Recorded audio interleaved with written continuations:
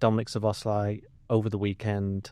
Obviously, now that he's become Flavour of the Month, Mohamed Salah came out and said he's the best player this season for Liverpool.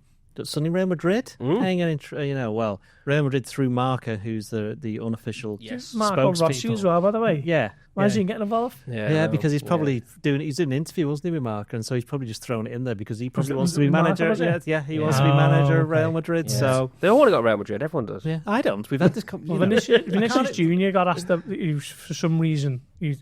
Some YouTuber did like a 24-hour thing with Vinícius. Oh, really? Basically, just in his company and getting to know him a bit, and he asked, what players you speak to that are from Real Madrid, and he name dropped Szoboszlai. He said we met when we were younger. I'm not too sure where that might have been, but it feels like Vinícius Júnior to Liverpool. Then is that what we're saying? Well, yeah, it feels like they've noticed that he's not signed his 2.5 years. It just feels like this. The old Real Madrid thing just seems to start earlier and earlier, doesn't it? Each year, and the way they just name drop players as often as they can, as gently as possible, and just that. It's like the water drip effect, isn't it? I mean, how much, if he was to be on the market in the summer, which he's not going to be, how much would he go for? Over 100 million. Yeah, Real Madrid are not going to pay that, are they? Because they never do. 75-year-old. By the summer, he'll have 2 years left on his contract, so there's no danger of that. He's a Hungarian captain. He's had his best season for Liverpool. He's won the Premier League. Let's see what happens the rest of the season. Yeah, I think that's probably a fair assessment of his value. Yeah, 150 million. Was we 150? Yeah, just might as well. Just Real Madrid, you might as well, yeah. But my point is that Real Madrid aren't going to pay that. We know that. What they're going to do is they're going to sit around and wait for his contract to run down. Or what they'll do is they'll put any player who wants to join them. Will just put a lot of pressure on them. Say, come on, sort something out with the club. Because the reason I mentioned McAllister before is because we both believed that for a long time that there was a very good chance he'd go at the end of the season to Real Madrid. Now, because he's not played his best season, although he was actually fairly decent the last couple of games, now they've set their sights on Szoboszlai, and it's just so as Gorst was mentioned, it's so transparent. Yeah, it's we know they're doing it. It's so obvious. It's weird though. It's very much a Spanish and certainly Real Madrid and Barcelona thing.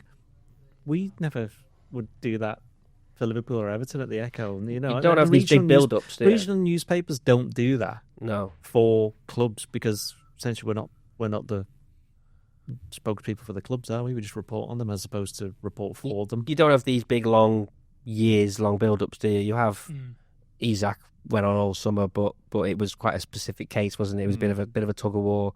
Wirtz, you sort of knew a month before he was coming. Things like that, they do build up, but it's nothing like this. No. And, I think Szoboszlai said a couple of times now that he'd love to sign a new contract at Liverpool.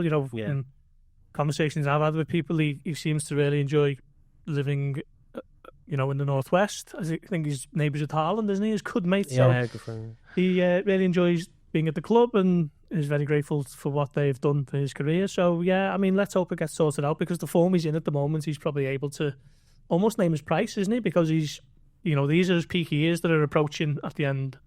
You'd say sort of 25 to 30 for a player like him.